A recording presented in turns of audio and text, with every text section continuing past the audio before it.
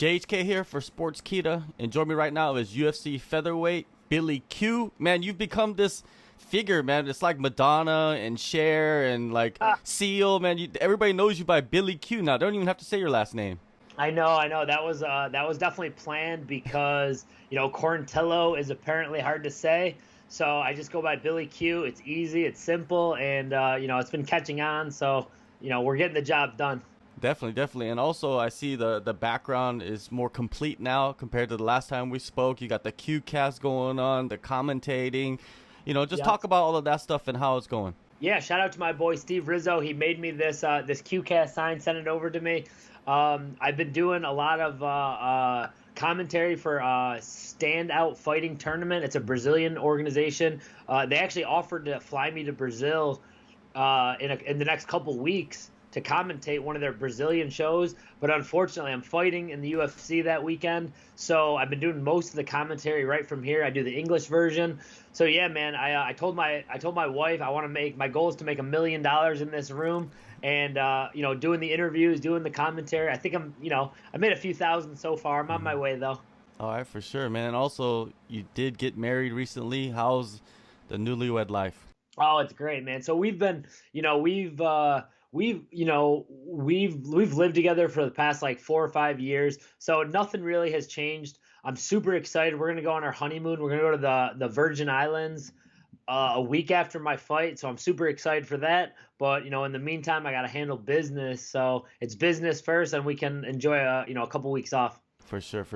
Yeah. Before we get into all of that, Justin James, man, last weekend, the dude, he's a fighter's fighter, right? Like, he bet all his purse on himself and goes in there, fights his heart out, and loses a split decision, man. It kind of sucks, right? It takes some balls to do that, right? From fighter to fighter. Yeah. I will admit I've bet on other, like, I bet on some of my teammates before. I've won money from Matt Frivola. He's won me a little bit of money. I've never bet on myself, but I know some of my coaches have. I know my brothers have. And it's just, man, there's so much pressure already, on fighters, that it's just something that it's such a risky move. I respect it, and especially since it sounds like he bet his whole show money, and to be on I think he was on a 3-fight losing streak, and now he's most likely going to get cut. It's just an unfortunate situation, man. He's a talented fighter, but man, just, I don't know, probably not the smartest decision, but he'll live and die. He understood his risk, so he'll be a man and he'll live with it. Now, yourself, man, I saw that you did get eye surgery. I didn't even know that you were fighting with contacts. Yeah. Any crazy moments, man, in the past during a fight where everything was just blurry and you just had to, I guess, just instincts took over? Yeah, so I would say I've had my contacts knocked out in probably 50 to 70% of my fights. The last 2 fights, so the Kyle Nelson fight, it got knocked out, and I felt comfortable in that fight anyway. I was tagging him up, my striking felt good, so it really wasn't that big of a deal. But then the Gavin Tucker fight, he was tagging me up a little bit more. I already had, like, my right eye was already bruised up, and when one of my contacts got knocked out, the second and third round everything was super, super blurry, and I couldn't even tell if it was from getting rocked or because my contact was out. And I just remember going into the third round like, Jesus Christ, like, what am I doing? Like, why am I still doing this? So it was completely my fault for not getting this taken care of sooner. It's when things are going good, you don't even think about it. But after the fight, I was like, Jesus, like, what am I thinking? So it was definitely an important thing for me to do. And I'm going into this fight with a lot of confidence. My eyes have been feeling good. I just got done doing jiu-jitsu about 20 minutes ago. So I feel everything feels really good. I got 20/20 vision now for the first time in my life. So it's a really exciting time to go into this fight. Yeah, completely different, man. It's like a whole new world. You're like that Disney movie or whatever. Yeah. It's cool, man. And people are like, oh man, does it feel different? It doesn't feel different because I had 20/20 vision with the contacts, but just knowing that, halfway through the fight, I can't get one of them knocked out, and then I have like, 20/80 vision or whatever my eyesight was. So it's just, I got a lot more confidence going that can't happen, and I'm super excited to for the bell to ring and just know that can't happen again. Was that a big burden on your shoulders heading into each fight? It was always nerve-wracking, and the athletic commissions, you're not supposed to fight with contacts, and so always kind of just beating around the bush. A while ago, actually, in my first Ultimate Fighter fight, I think it was Jason Herzog. He's the only ref that's ever done this before. So I'm fighting in my first fight. The guy takes my back and he knocks out one of my contacts, and Jason notices it. And so we're fighting. And I lost that first round, and I go and sit down, and I'm already thinking, oh man, dude, you just lost the first round to, Dana White, Conor McGregor, Uriah Faber right there. And he comes up to me, he goes, hey man, you're not allowed to have contacts in. You need to take the other one out right now. And I'm like, Jesus, like, could this get any worse? So I had to take the second contact out. Now I have terrible vision, and I ended up winning the fight. Luckily, my opponent was already kind of burnt out. And Jason, I think it was Jason. I'm pretty sure it was, but he was the only ref that ever noticed it halfway through the fight, and he made me take the other one out. And luckily, I got the win. But it's always been an issue.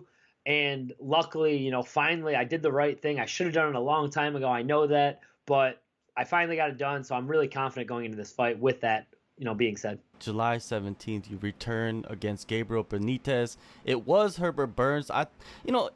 When I heard the matchup first, Herbert Burns versus you, I was like, hell yeah, that's a good ass matchup. And then Herbert got injured. He has a knee issue, I believe. And then Gabriel Benitez is also a good matchup because he's a pretty violent guy, man. A guy that pushes forward and he wants to bang. But what makes Benitez different from Burns in your eyes? I think just his whole style. It's a completely different stylistic matchup. To me, it's a little more exciting because Herbert wants to kind of bring you down to his world. He wants to take you to the ground. He wants to make it a slower fight. He wants to try to take your back, try to choke you out. Where Benitez, he's left-handed, not right-handed. He's a banger. He's trying to knock you out. He's coming off a huge win over Justin James. And it's just a more dangerous fight on the feet.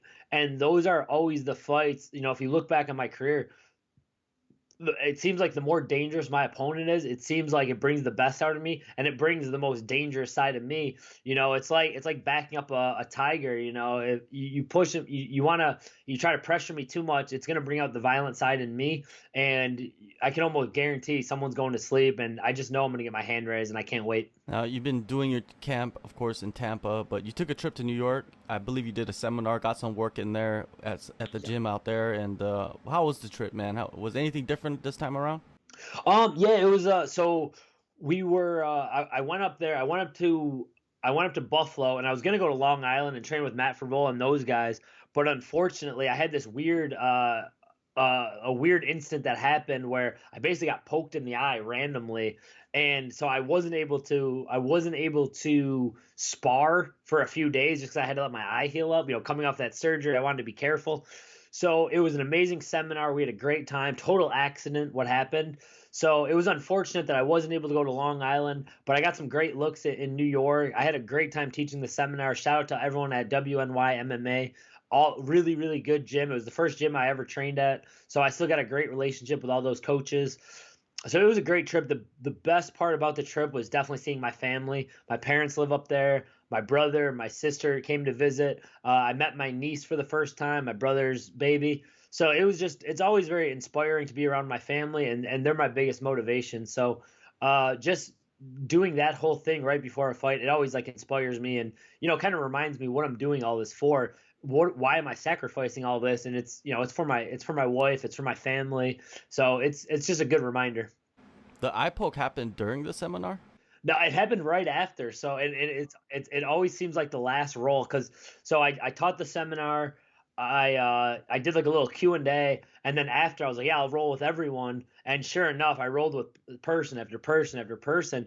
And the last roll, we were going pretty hard, mixing up. Everyone there was trying to get me, which I understand. I'm competitive too, so I love that stuff.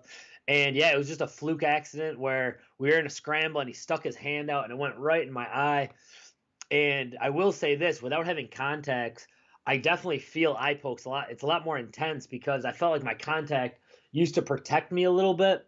And man, yeah, it got me right in the eye, and I was like, "Oh my God!" It was right away. It was miserable. I was worried I'd have to pull out of the fight, but luckily, a few days went by. I got it looked at. I was good to go. Just some minor damage, and it's completely healed now. So I'm back sparring, rolling, doing all that. So it was just one of those freak accidents, and it is what it is. And I'm back in business now, and no hard feelings. It was a total accident.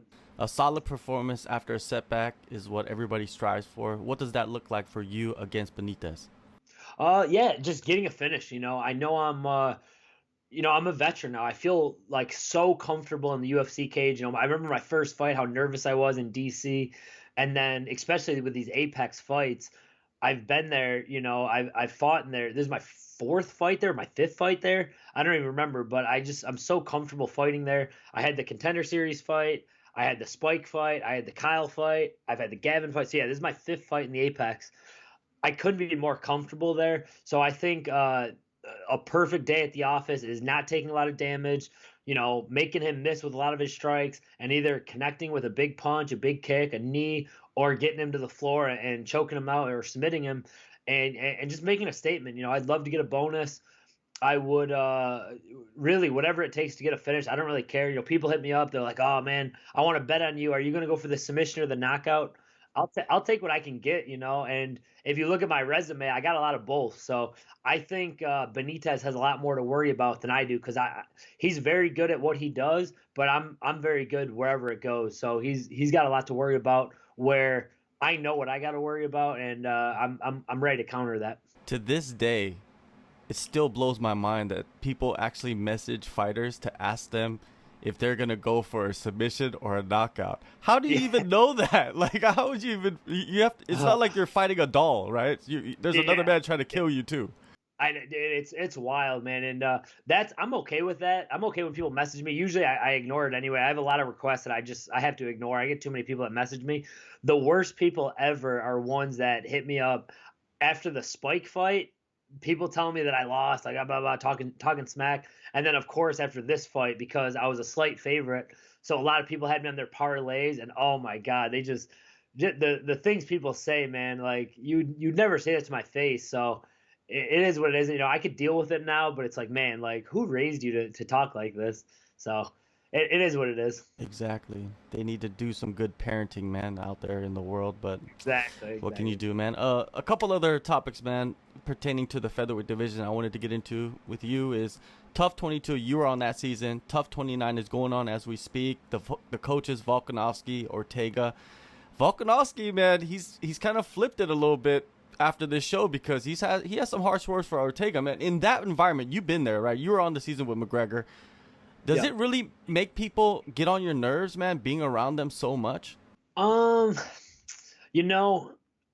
with me. It really wasn't. There were some of the Europeans that kind of rubbed me the wrong way, just because like they just thought they were like the shit.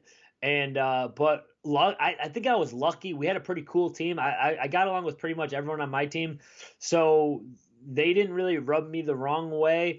But I definitely saw it with like Team Alpha Male and McGregor. Obviously, they had a few boiling points, and that's all real. And I think the reason why is because they're with each other every single day, and they're in this competitive environment. So I totally understand where that's coming from, especially with Ortega and Volkanovski, who are going to fight each other after. So it's pretty much just like a press conference every time. Like, you guys are going to fight each other. Like, what do you, and obviously the people on the show do a good job of intensifying that. They're always with each other. The cameras are always on. They're expected to say stuff.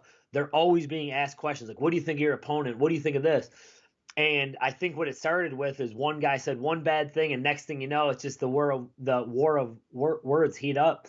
And so I get it, man, and I'm definitely excited for that fight. It definitely hypes the fight up a lot more after you watch what they go through together. Yeah, and also, looking back on 22 the season, I don't think any of the European fighters are still with the UFC. Yeah, no, I don't think they are. I think David Tamier, I think his last fight was to Charles Oliveira, and I don't know what happened to him since then. Yeah. So I'm kind of curious to see that. Artem Lobov had his run. That's interesting because especially at the time they did great during the season. We didn't really know a lot about the guys. And right now, there's a bunch of Americans in the UFC. Myself, Julian, Chris Gritz, Ryan Hall. There's 4 guys right there. Is anyone else? I don't know. But Yeah, so it's Team America all day. Yeah, yeah, for sure. Now, it looks like they're gonna fight at the end of the year and at the end of this year, 2021. I always get this year confused with 2022. I don't know. It becomes a blur now. But who do you Yeah. favor, man? And how do you see that fight playing out? Um, I got to go with Volkanovski. I do think, and I've said this several times, I do think he lost that second Max Holloway fight. I know the first one was really close too. It might just be, I might be biased. I'm a huge Max Holloway fan, but yeah, I don't know. I just think I know Ortega looked really good in his last fight, especially against the Korean Zombie, who just looked spectacular in his last fight. But I just think, yeah, I think Volkanovski gets it done. I feel like he has so many weapons, good grappling, good striking, composed, has that championship experience, has gone 5 rounds. And yeah, I just think Volkanovski gets it done. He's just, he's hitting his strides right now. And yeah, it's gonna be a good fight. Speaking of the Korean Zombie, man, his last fight, like you said, he had a good outing. And do you see it in an evolution in the Zombie? Because he's created this aura around him of being this extreme brawler, right, and being able to Yeah. finish guys. Yeah. I mean, I don't think he's ever looked better than that fight. And Dan Ige is a stud, and he actually fought a really good fight. He just, Zombie was just a little bit better everywhere. Like, in the scrambles, in the striking, he was just a little bit better. Dan Ige fought a great fight. He landed some big shots. Shout out to him and his coaches. I'm a big fan of Eric Nixick. I met him in Abu Dhabi. Super cool guy. And yeah, Korean Zombie, the way he fought, he he's definitely a top 5, top 3 fighter, and it'll be interesting to see what happens moving forward with all those guys. I'm looking at that as a fan right now because I'm not in any position to to fight any of those guys yet. So right now I'm just enjoying it as a fan, and I look forward to in the next couple of years moving up the rankings and getting my opportunity against some of them. For sure. And an interesting thing that he said was that he had a game plan for the first 2 rounds, and if it didn't work, then he would start to brawl. How much of an advantage is that for a fighter to be able to have that in their back pocket, being able to brawl? Because, you've brawled before too. Yeah, of course. Yeah, and it looks like I think Dan Ige had probably a similar game plan because they were both super tactical when the fight started, and then in the later rounds, Dan Ige was opening up with some big shots, throwing basically haymakers, and he connected a few times. So it was definitely a good strategic battle. But yeah, he was. It would have been exciting to see Korean Zombie go back to his old self. But I think you get older, you get a little smarter. You don't have to brawl all the time, and if you can out